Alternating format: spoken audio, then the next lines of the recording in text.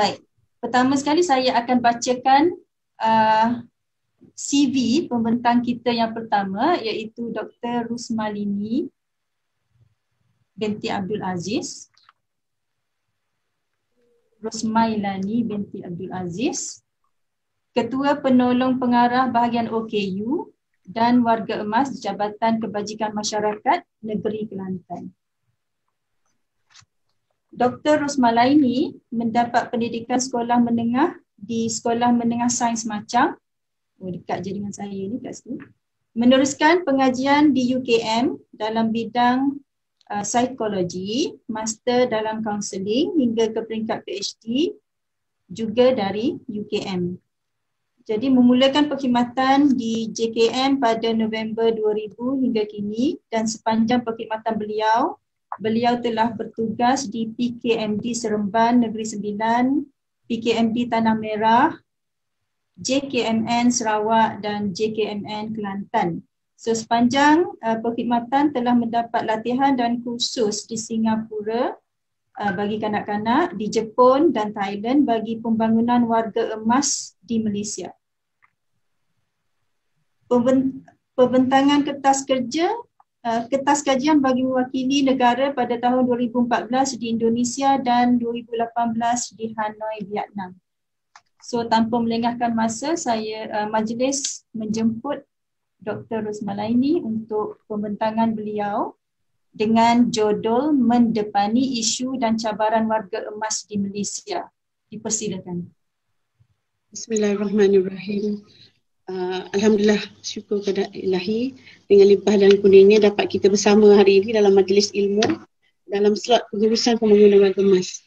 Terima kasih untuk Puan Moderator Dr. Sakinah, berhormat Datuk Esko dan Timbalan Esko, yang berusaha pengarah UKEWA, yang berbahagia moderator dan semua ahli panel yang bersama kita tengah hari ini. Seterusnya yang berhormat Datuk Datin, ahli akademik, para hadirin yang mengikuti persidangan kita pada hari ini di tempat masing-masing lah. Jadi alhamdulillah, tajuk yang diberikan kepada saya hari ini adalah mendepani isu dan cabaran warga emas di Malaysia. Kalau kita sebut pasal warga emas, dengan sendirinya kita mesti memahami bahawa definisi yang kita guna pakai di Malaysia adalah merujuk kepada individu yang berumur 16 tahun dan ke atas, seperti yang telah ditimu pakai oleh PBB pada tahun 1982 dalam kalangan negara ASEAN lah.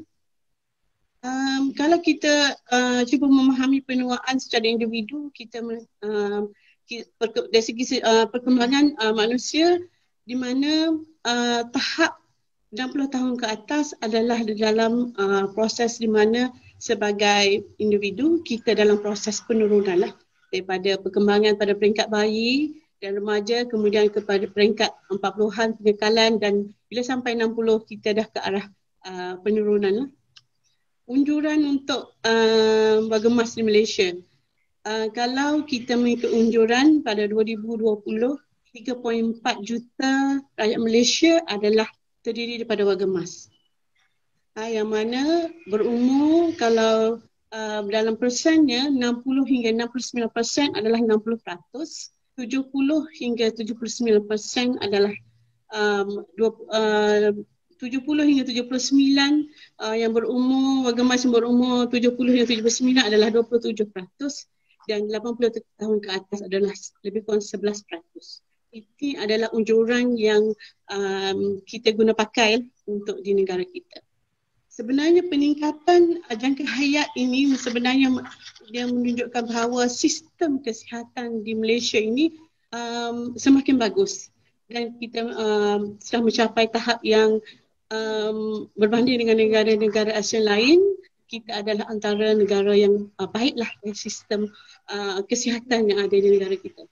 Sebenarnya ia adalah menunjukkan sebagai Malaysia population aging sebenarnya melambangkan bahawa success story kepada health, public health success story kepada negara kita lah. Maknanya dia adalah satu success story yang mengatakan bahawa negara kita telah mencapai satu dimensi yang baik di dalam boleh show off lah kepada negara-negara asal lain bahawa this is our success story lah. Di mana penuaan yang jangka hayat yang latest yang kita dapati mengikut statistik kita bagi wanita rakyat Malaysia sudah boleh mencapai sehingga 77 usia 77 tahun dan lelaki dalam 73 tahun, 72 hingga 73 tahun.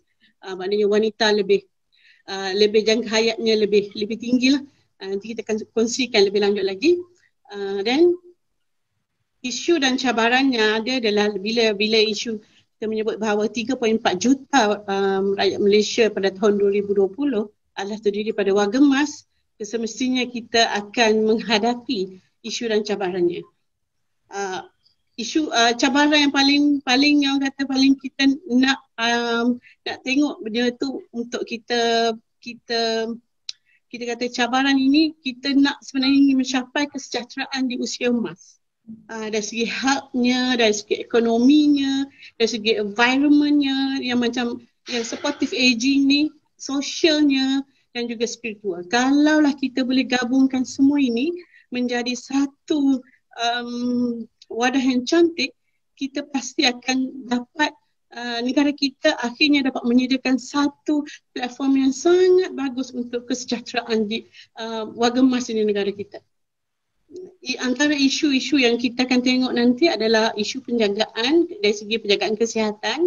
Ada juga isu penderaan dan pengabaian warga emas, keuangan dan pendapatan juga menjadi isu, penyertaan sosial dan integrasi, keselamatan warga emas dan juga kemudahan mesra warga emas. Ini kita akan tengok dari isu-isu yang kita akan kupas dalam masa yang singkat inilah. Penjagaan kesihatan warga emas ini adalah satu perkara yang macam saya sebut awal tadi, jangka hayat kita dah semakin panjang untuk warga emas di Malaysia. Dan cabaran penyakit pun semakin tinggi dengan pembangunan yang baik negara kita, tahap ekonomi yang bagus, dia biasanya datang seiring dengan beberapa elemen terutamanya penyakit-penyakit lah. Di antaranya adalah penyakit yang tidak berjangkit tapi yang kata kritikal yang mungkin berangkai lah disebut juga. Dari segi diabetesnya, darah tingginya dan hyperkolesterolnya juga adalah. Ini yang kita buat dalam National Health Mobility Survey 2018. Yang kita tengok perkara inilah. Kemudian penyakit baru yang bukan baru lah tapi benda yang mungkin dulu kita tidak highlightkan sangat. Tetapi perkara ini perlu diambil berat bila dah terdapat 1 daripada 10 warga emas negara kita telah ada demensia. Demensia maknanya kita dah mula penyakit lupa ni. Forget me not ni. Macam kalau bahasa biasanya disebut juga kalau maaf untuk disebut nyanyuk. Orang kata orang sebut kalau sebut demensia ni orang tidak berapa faham. Tapi kalau sebut nyanyuk orang faham. Maknanya tapi kita kata kita sebut demensia lah. Maknanya di mana demensia ini kita tengok bahawa dia melibatkan 10% adalah wanita. Dan 7% adalah lelaki. Yang mana dia biasanya adalah pasangan yang kata status ada marital statusnya 5% adalah pasangan yang ada pasangan yang dan 15% daripada maknanya yang lebih tinggi adalah mereka yang sendirian lah, yang bercerai dan yang tidak ada pasangan mungkin dalam kematian mereka. Jadi perkara ini yang perlu kita tengok dan mungkin kita perlu bantu warga emas untuk memastikan mereka mendapat kesihatan yang lebih baik. Mungkin ada cara-cara pencegahan yang mungkin akan boleh dikongsikan sebab ini dah disebut mungkin kalau sebut dah jadi kesihatan mental kalau sebut macam Prof ada di sini mungkin dia akan mengupasnya lebih berlanjut lagi pasal perkara ini nanti. Begitu juga dengan satu lagi depression. Bila kita kata kita disebut depression bagi kanak-kanak lah yang macam-macam tapi kita jangan lupa bahawa depression juga terjadi kepada warga emas. Sekarang ini tambah musim PKP ni warga emas pun double dia punya depressionnya juga. Dulu boleh berjalan kedai kopi, ada sekarang dah tak boleh. Dulu boleh bergerak bebas pergi ke rumah anak cucu, sekarang dah dihadkan banyak pergerakan. Ini juga boleh menimbulkan perkara-perkara macam ni lah. Kalau kita tengok 2-3 kajian dan latest yang dibuat oleh Meteorologi dan beberapa institusi lain, terdapat rupanya banyak depression yang sedang dihadapi juga oleh warga emas. Bukan kita saja, warga emas pun dah kena adapt dengan perkara-perkara depresi ni lah. Masalah kesihatan secara overall saya ada di sini bahawa dalam usia 60 hingga 75 tahun ke atas ini antara saya sharekan di sini masalah kesihatan yang banyak adalah dari segi diabetes, darah tinggi, masalah underweight, lepas overweight pun ada, muscle wasting pun ada, anemia pun ada, masalah kesihatan mental pun semakin ada lah. Tuan-tuan boleh tengok secara ni secara detailnya di layar lah. Kemudian saya pergi kepada penderaan dan pengabaian warga emas. Ini adalah berlaku kalau di Jabatan Kebajikan Masyarakat, kita biasa melihat warga emas yang mengalami nasib ini di institusi perlindungan kami dan juga kes-kes yang kami bagi bantuan setiap bulan bagi survivor mereka. Di antara kita tengok ni macam kenapa mereka diabaikan dari segi penderaan dan pengabaian ni. Penderaan ni dari segi satu penjagaan. Kita melihat dari segi yang kita panggil penderaan dan pengabaian dari segi penjagaan.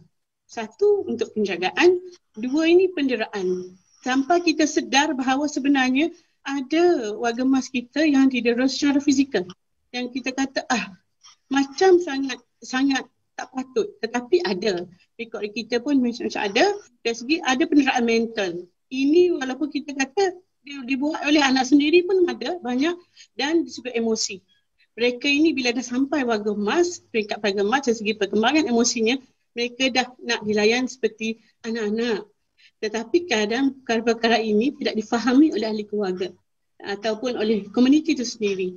Maknanya kehendak ini tidak diingat oleh kefahaman daripada komuniti dan keluarga, menyebabkan adalah berlaku penderaan-penderaan yang emosi, merajuk, mula melarikan diri, tak nak hidup, tak nak bersama anak, datang ke kebajikan, nak tinggal rumah suri kenangan. Perkara-perkara macam tu yang kata menjadi satu masalah juga kepada warga emas lah pada masa ini. Penyalahgunaan kewangan juga menjadi kita letakkan sebagai pengabaian untuk warga emas. Di mana ada anak-anak yang bila dah diambil segala harta, mungkin ada ibu bapa yang ada sebelum ini hidup dengan okey bila mempunyai pendapatan. Misalnya walaupun telah bersara, mereka ada kira PSP. Mereka ada, tapi ada juga segolongannya menggunakan kelebihan ini, mengambil keuangan, ada yang menjual tanah, ada menggunakan harta-harta yang ada, pindah alih pengalihan simpanan, saham, semuanya. Last sekali tinggallah ibu ayah yang tanpa ada apa-apa dengan pengabaian.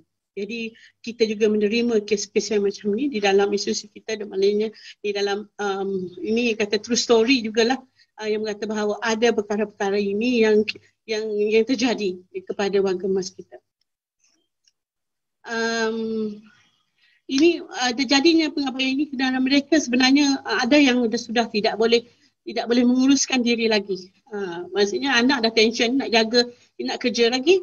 Ada yang nak bekerja, macam mana nak jaga ibu dan ayah yang telah tua, dan juga ada yang tidak ada pendapatan yang cukup untuk menggaji ataupun meletakkan ibu bapa di tempat pusat jagaan warga emas yang berbayar lah. Jadi kebanyakannya penderaan dan pengabaian ini berlaku kalau kita tengok mereka adalah kepada mereka yang tinggal, menyebabkan mereka tinggal sendiri. Mereka tidak ada sosial, sangat lemah, kuranglah support dari segi keluarga, anak-anak dan juga saudara mara. Selain daripada itu, mereka juga akan mengalami faktor-faktor tadi, faktor-faktor yang tidak ada keuangan, ada disebabkan ketidakupayaan juga menyebabkan mereka itu mengalami psychological abuse jugalah, pengabaian berlaku kepada anak-anak. Kemudian kita beri keuangan dan pendapatan warga emas. Ini satu perkara, keadaan ekonomi yang kukuh adalah sangat penting dalam kehidupan kita pada usia warga emas lah. Yang mana tabungan, pelaburan, cara berbelanja bagi persediaan menjelang warga emas sangat penting. Perkara ini yang menjadi tidak mencapai tahap sepatutnya lagi bagi kesedaran masih kurang lagi di dalam individu dan juga komuniti untuk menyimpan ataupun membuat pelaburan bagi tujuan masa di usia warga emas. Dalam pada masa yang sama keperluan boleh dengar ke? Ada 1 minit je lagi. Okey. Dari segi keperluan pekerjaan juga ketika warga emas masih ada warga emas kita yang dalam keadaan ada pekerjaan yang sesuai dan juga tahap ekonomi yang rendah. Penyertaan sosial, di mana penyertaan sosial ini sebenarnya dia membentuk identiti dan credibility seorang warga emas itu. Dia juga boleh menampan tekanan, boleh menggalakkan hidup yang aktif. Jadi perkembangan ini amat penting untuk melibatkan mereka di dalam penuaan yang lebih sihat. Ini akan menyebabkan emptiness akan berkurangan lah. Ya. Keselamatan warga emas dari segi personal security dan juga financial security. Dari segi perlindungan biasa dan keperluan asas juga penting. Dari segi keuangan, dari segi penyediaan insurans kesihatan, insurans keselamatan juga amat penting dan perkara ini menjadi isu di negara kita. Ini antara scammer sekarang menjadi sangat suka mencari warga emas yang berduit ini untuk buat scam, dan ini juga perkara yang kata dari segi keselamatan lah yang menjadi isu keselamatan warga emas. Kemudahan infra, kita punya friendly elderly accessibility juga perkara dari segi kemudahan awam, dari segi kemudahan rekreasi, pembangunan juga kita perlu tengok. Jadi kesan-kesan ini menyebabkan permintaan kita kata perkhidmatan penjagaan kesihatan sosial semakin tinggi. Masyarakat memerlukan perkara ini. Kos rawatan dan penjagaan juga semakin tinggi, keperluan latihan profesional kepada yang penjaga warga emas tadi. Keperluan latihan dan profesional semakin tinggi, keselamatan dan perlindungan ekonomi, insurans diri dan kesihatan. Perkara-perkara ini yang perlu dari segi pengangkutan warga emas juga adalah sangat penting, dan keadaan ini juga yang perlu kita highlightkan di segi semasanya kita masih belum ada perkara-perkara ini yang kena kita lihat balik dari segi permasalahannya lah.